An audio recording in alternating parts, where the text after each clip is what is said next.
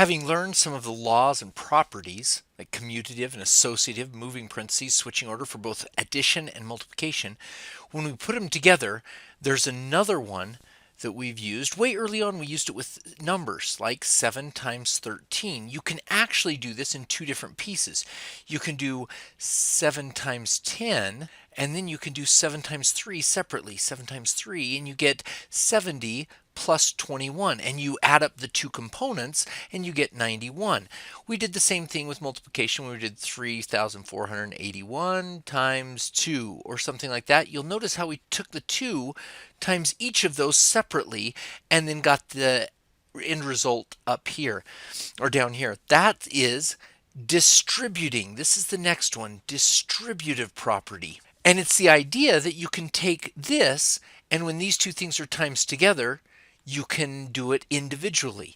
With variables, it would look like this. Instead of 10 plus 3, we might have an x plus 3. And it can go in and you would have a 7x, and a 7 times 3 is a 21. And you'll notice it's a way of removing parentheses, which is kind of interesting. In variable terms, it looks like this often, a, b plus c. So these could be any numbers, and you get a times b plus a times c. There we go. That's what it looks like. So let's see how that helps us out in some problems. If we have a problem like 3 parentheses p plus 7 plus 5 p minus 2, something like that, notice that by order of operations, we've got to do what's in the parentheses as grouped as one number. And we're stuck. P plus 7, those are not like terms. We can't do anything. So we're stuck until somebody comes along and says, hey, use that idea of distributing the 3 to both places and the 5 to both places. Then watch what happens. And we get 3p plus 21 plus 5p minus 10. Oh my goodness, and look at that. You're like, wait a second, we can put a couple of things together. These are like terms. And because of this commutative property, the 5p and the 21 can switch places. We don't even need to think about it. You just got 3p and 5p. That equals up to 8p.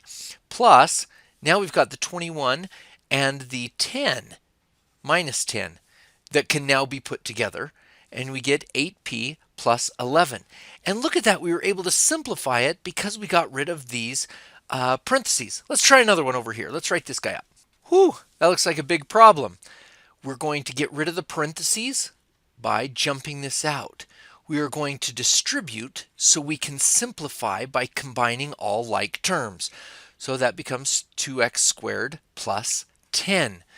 Now when we jump this through, notice this can act all like a negative 6x. So we get negative 6, x times x is x to the second power, x squared. When it jumps into there, we get a negative 24x. And then the 5 can jump into those parentheses like 5x minus 10. Now let's look for it and see if we can find anything that's alike. Here is an x squared, and that's another x squared. So we can put those two together and give you negative 4x squared. Now what about anything else?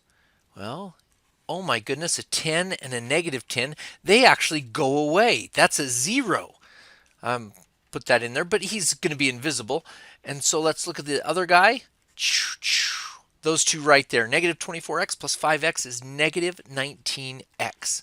So your answer is going to be negative 4x squared minus 19x. And if you wrote the negative 19x first, that's okay, because this commutative, you can switch the order between the negative 4x squared and the negative 19x all you want. This is the process of using the distributive property to simplify. Simplify will be the major term here. There's not an equal sign. We're not solving for anything. We're just combining all of those like terms together.